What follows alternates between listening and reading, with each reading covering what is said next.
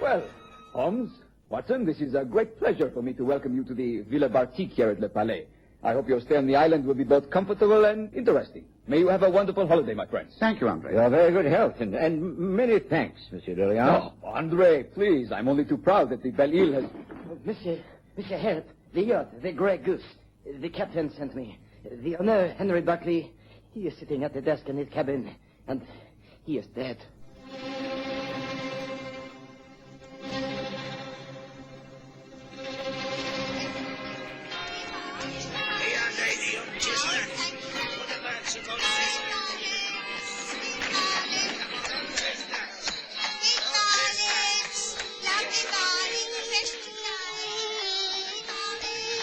We present the Stories of Sherlock Holmes.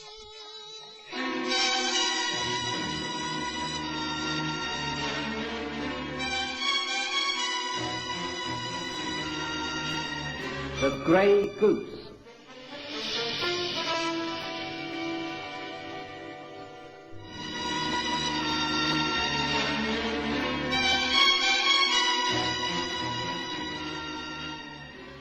Sherlock Holmes and I were taking one of our very rare holidays abroad together. It was in the summer of 1883, and the weather was glorious. Holmes had just finished an international case in Geneva, in which he had managed to greatly help André Lorient, a French diplomat and businessman. Lorient showed his gratitude in practical terms, part of which was to press an invitation upon Holmes and me to visit his villa at Le Palais on the Belle Ile. That comparatively little-known island in the Bay of Biscay was, in those days, quite unspoiled. And we were out to enjoy ourselves enormously, when, that lunchtime, a sailor from a British yacht lying at anchor out in the harbour came with an urgent request for help. As we were rowed from the shore, André Lorient explained. The yacht ahead is the Grey Goose. She is owned by Henri Barclay. You may have heard of him. Quite a rich man, in similar business to myself. He married a French girl, Marcel. They sail these waters quite regularly, as the Barclays have a house in Nantes. The captain of the Grey Goose is French, Yves Sarnard. There is a crew of 3 with Marcel and a male secretary. She's a fine-looking yacht. You know this man Barclay well? Reasonably well. I'm surprised to hear that he has died so suddenly. Although many years older than his wife, he always appeared in excellent health. But perhaps the captain can tell us the nature of the illness. I'm very glad you are with us, Watson. We are rather isolated on the island and have no skilled medical help. I shall be happy to be of service to Madame Barclay. Well, here we are. The captain is waiting for us. Come.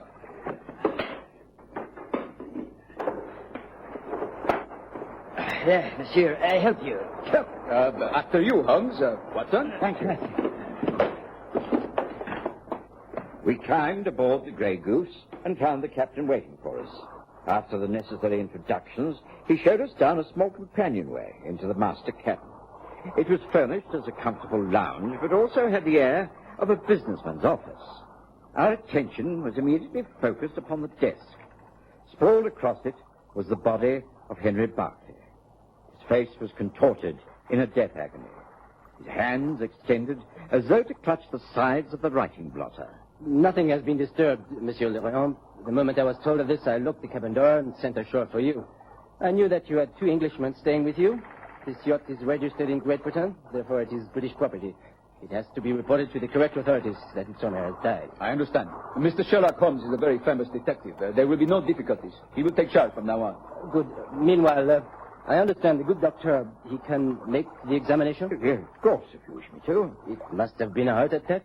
If you will please, doctor. One moment before you touch the body, Watson, may I make a few observations? To start with, I see that Mr. Barclay appeared to be writing a letter. May I... gently now, Watson. Let me slide the letter out from under the outstretched hands. Yes, it appears to be a business letter, addressed to the manager of Stewart Bank, London. It reads, Dear Mr. Mortimer, I've been going through my accounts and find from my passbook that I have 3 cheques cashed for £500 each. I cannot recollect ever having drawn this money on those days.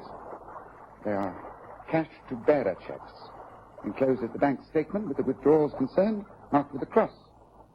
As I shall be in Nantes for some months, I should be obliged if you would inquire through your clerks who cashed those cheques. That's if it's possible to trace the person in question. I'm sure there has been some...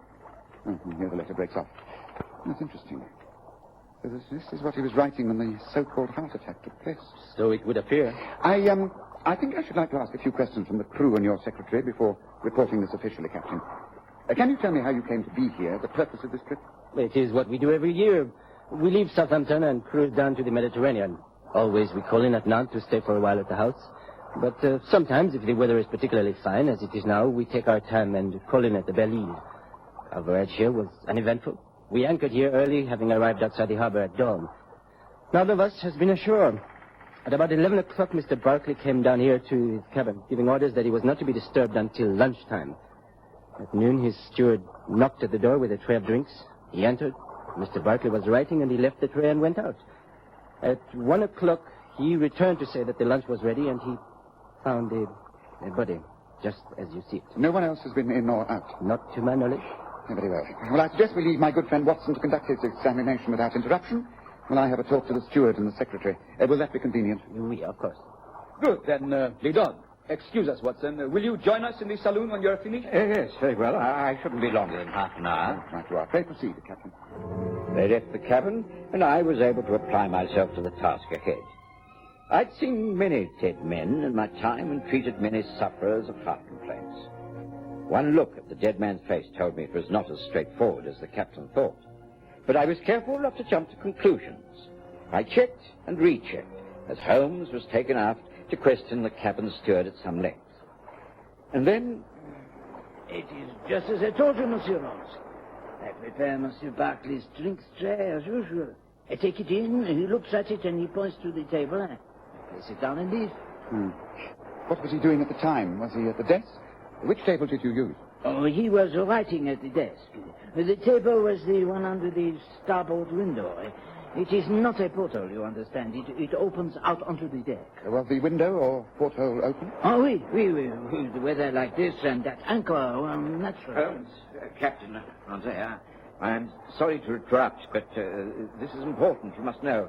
It wasn't heart failure that killed Mr. Barclay. He was poisoned. What? Poison? By what exact poison, I do not yet know, but I'm sure it was administered to him by means of a drink. Poisoned? But who could have done such a thing? I think that is what we are here to find out. Might I suggest we return to the cabin?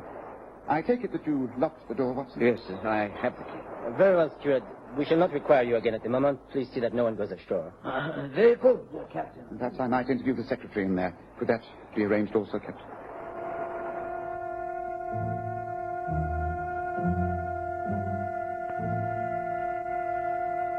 We returned to the cabin, and as we reached it, a tall, slender figure came striding down the companionway.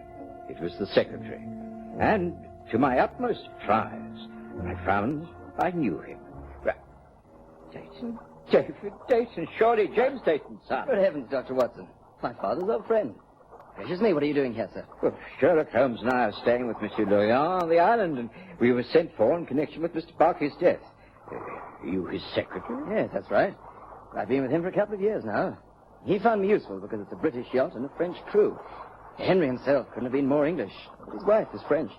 And as my mother was French, and I speak both languages equally well, I fit in rather well. Or rather, I did until this happened. It wasn't luck. A heart attack is the last thing I thought would have happened. It wasn't a heart attack, David. He was poisoned.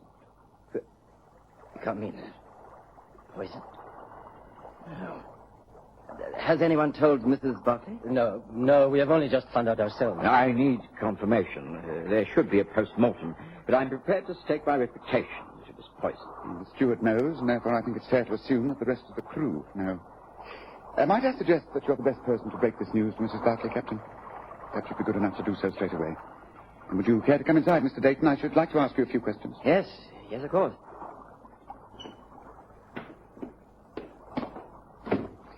I think you said that you've been in Barclay's employ for 2 years. Well, you must know his affairs extremely well. Who has charge of all his private papers, money, things like that? They're kept in that safe. It's hidden behind the picture on the wall over there. Look, I'll show you. Here. Now, there, the safe has a special lock. I have a key, and there's one on his watch chain. It's a special lock, difficult to open unless you know how. No one else knows how to open that but Henry and myself. I see. And his bank statements, empty check stubs, that sort of thing? They're all in the safe. I saw them there myself only a few days ago. I see. Would you mind opening the safe for me, please? Of course. Though I can't really see why. I think it is most important. Excuse me. You are Mr. Holmes and Dr. Watson? I am Marcel Barkley. I met the captain. He told me the news. Is it true? Henri was killed? It was not a natural death? I'm afraid it is true, yes. Then you must find the person who poisoned him. Find him quickly, so that he too may die. I do not care what steps you take, or how much money is involved, but you must find out who killed my husband. And when you do, I shall take my revenge.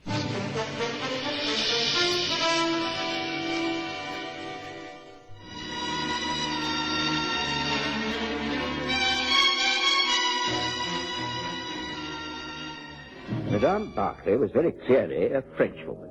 She was extremely beautiful, dark hair and blue eyes that looked straight at you quite fearlessly. She seemed more angry than distressed by the news of her husband's death. She informed Holmes that she'd be in her cabin if he needed to speak to her, and then, with a long, inscrutable look at the body of her dead husband, she turned on her heel and left us. Holmes, after making sure the safe was unlocked, asked us to leave him while he searched the cabin. I found myself alone with David Dayton. I'm sorry we have to meet in these dreadful circumstances, Dr. Watson. I find it all quite bewildering. You can throw no light upon it at all? I mean, it's clear that your late employer was poisoned between the hours of 12 and 1 o'clock. You mean that's when he took the drink? The steward took in the tray at that time. He always did. But if the poison was in the gin or the tonic, surely an examination of the contents of the bottles will show this. Sherlock Holmes will find that out. Have no fear. Of course, if the poison was simply sipped into a glass while he was unaware... But no one visited the captain except the steward. You sure? I'm only sure for myself, of course. I was sunning myself up on deck. Mrs. Barclay was there for part of the time. Then she went to change for lunch. Doctor, this is terrible. I mean, why would anyone wish to see Henry dead? I think Holmes will be asking you that question, David. After all, next to his wife, you must have known the man better than anyone else. Yes. Yes, I suppose I did. Well, I think that there's no need for a post-mortem to confirm your theories, Watson. Or to tell us the type of poison that was used to kill Henry Barclay. Here, look at this. Small file. It's got a label with words scrawled across it. I can't read it very well. It says Amacara. It's a South American poison used by the Brazilian Indians. It's quite rare, but very deadly. I found it hidden away at the back of the safe in his cabin. That's what killed him, all right. But how? I mean, well, I don't understand. 2 or 3 drops of this in the bottom of the glass. The drinks tray was placed as usual on the table in front of the open window porthole that looked out onto the deck. Anyone who was passing outside could have reached in and tipped the poison into the glass. I see. But then, who could have done it? Well, anyone who passed along the deck. This file was hidden behind a book labelled Ship's Cash Account. Do you keep the cash account statement? Yes, of course I do. And no one but you and the dead man could get into the safe? Well, that's right, but... Look here. Are you trying to say that it was me? That I poisoned Henry? I'm not saying anything at the moment. I'm merely asking questions and gathering information. From that information, I shall sift the data, and then I shall be able to make statements. Tell me, are you aware of the contents of this letter? Well, what is it? Well, it must have been the last thing your employer ever wrote. It's to his bank back in England, querying certain cash checks. Also in the safe was this balance sheet from the bank, which has the items marked in red ink. 3 checks of £500 each. The letter says that Barclay doesn't remember authorizing those withdrawals or signing those checks. Let me see that. But I withdrew these cash amounts. You admit it? Of course I do. I was asked to make them. Henry asked me to do so. I made the withdrawals and took the cash and gave it to him straight away. What did he do with the money? How do I know? He must have had a reason for wanting the cash. I suppose he spent it. But if that is so, why write the letter? 3 lots of £500. And he can't recall cashing those amounts, so it doesn't make sense. Look, none of this makes sense. The way things are looking at the moment, it all points to me, doesn't it? The file hidden away, the bank book, the missing money, and I cashed it. But I didn't do these things. You've got to believe me, Mr. Holmes. I didn't do it. What motive could I have had? I don't know. One final question, Dayton. What are your feelings for Marcel Barclay? Are they strictly platonic or of a somewhat romantic nature? They are strictly those of a servant and his employer's wife. There is nothing at all between us. And if you think that is a motive for me becoming mixed up in murder, then you're very mistaken. Now, please, may I go now? David Dayton moved away. I stared at Holmes. I simply could not believe that the young man who was the son of my old friend James Dayton could be a murderer. Holmes gestured to me to follow him, and we both made our way up onto the deck. And there, leaning against the rail, we looked out across the water to the vastness of the Bay of Biscay. Holmes was silent. Eventually, I could bear it no longer. Holmes, this is impossible. Great heavens, I know Dayton's family. They're decent, civilized people, good citizens. There's never been the slightest scandal in their family. I simply can't believe that David is involved in all this. Oh, he's involved, all right, Watson. That's clear enough. But you don't think he killed Barclay, do you? I mean, why? What's the motive? Well, it could be money. We know that £1,500 is suspected of being stolen. Yes, but David explained all that. He said it was at Barclay's request. He hasn't got the money. Well, there's no proof of that, Watson. When a man is arrested and stands trial, he has to produce facts. Holmes, it sounds as though you've already made up your mind that he's guilty. Oh, certainly not, Watson. Quite the reverse. I'm sure he is innocent. What? Why? I mean, you've been talking of facts. The facts are all against him. You've made them all fit in. On the contrary, Watson, there are a few simple facts that do not fit in at all. To start with, the poison. It's a very rare Brazilian poison, not much known in Europe. Now, according to the log, this yacht last visited Brazilian waters 4 years ago, just after Barclay married Marcel. Dayton was not with them at the time. I don't see how that file could have come into his possession. And another fact is, of course, why was the file hidden in the safe behind the cash book? If Dayton had used the poison, surely he would have thrown the file overboard, broken it, destroyed the evidence. Yes, well, that is, unless there was more poison in the file if he wished to use it again. You saw the file, it was empty. And of course there is the timing. The poison was put into the dead man's glass, and yet, after using it, someone put it back into the safe. But quite impossible. No, Watson. There's been an extremely complicated plot to kill Barclay and place the guilt on Dayton. And that bears investigation. But, Holmes, I'm literally and figuratively all at sea. What's it all about? What happens now? I have a short talk to Madame Barclay, and then we leave for the island. Don't worry, Watson. Your young friend will not hang for a crime he did not commit. Excuse me, I shall be but a few minutes.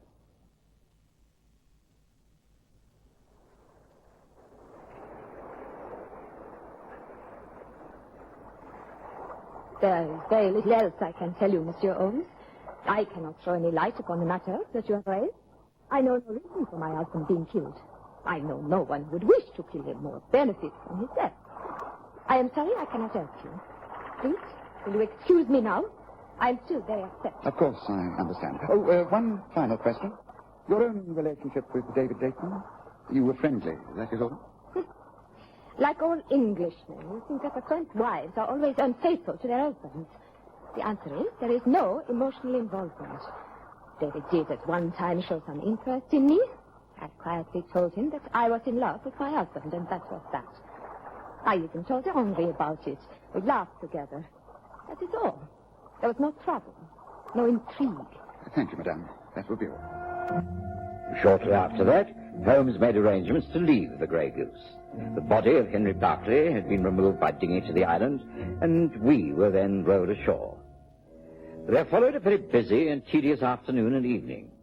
It wasn't until after dusk that Holmes made a sudden announcement. Andre, Watson, are you prepared to put an end to this case? But, of course, Holmes. What do you intend doing? Returning to the Grey Goose under cover of darkness. You have a boat. Will you row us over to the yacht straight away? Yes, of course. Of course I will. Come then. We must be very secretive. No noise, not at any time. Dress with black clothing and wear your softest shoes.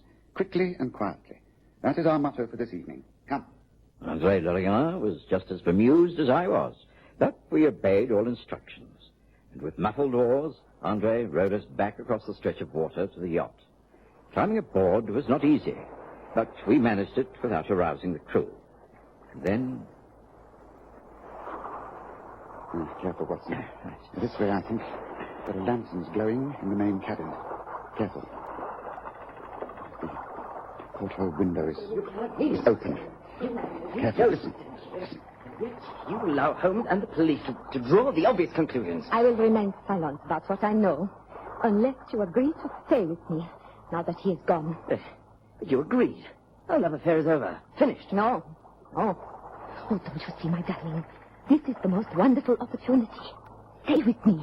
We will marry. You will be the master of this yacht. I will share everything with you. We will be together for always. No, master. This is all your doing, wasn't it? All yours. What? No, of course not. You cannot think that. I would never have killed Henri. Then I don't understand. David, you were his secretary. You knew there were financial difficulties, but even you didn't know the extent of his failure and his disappointment. And, of course, he knew about us. That is why he did it. He did it? Of course. He knew he'd lost me. He couldn't go on without me and his security. He took his own life. The poison. He hid the file. Questioned the cash that he asked you to collect. Made it look like murder. And the murder you committed. Oh, yes. But you can prove this? Oh, yes. And I promise I will speak. But only if you promise to stay with me and marry me. Well, David, what do you say? Don't say anything, Dayton. We have heard all we need to know. I think you will have to tell the truth without any conditions now. Don't you, madame? And so, with Andre and myself as witnesses, Marcel Barclay broke down and told the whole story. David Dayton was completely cleared of all suspicions. The police from the mainland were called in, and the truth, but only the truth of the suicide, was explained to them. What happened to Marcel, and whether she would have gone through with it and allowed her lover to hang for her husband's death, is a matter of speculation. But, as Holmes said, it is impossible to buy love and affection, Watson.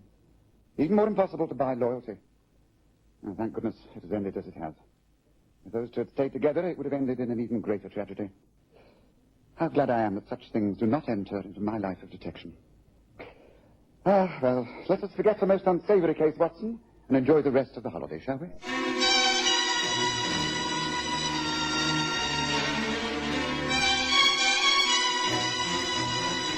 Listen again next Sunday to The Stories of Sherlock Holmes, with Graham Armitage as Holmes and Kerry Jordan as Dr. Watson.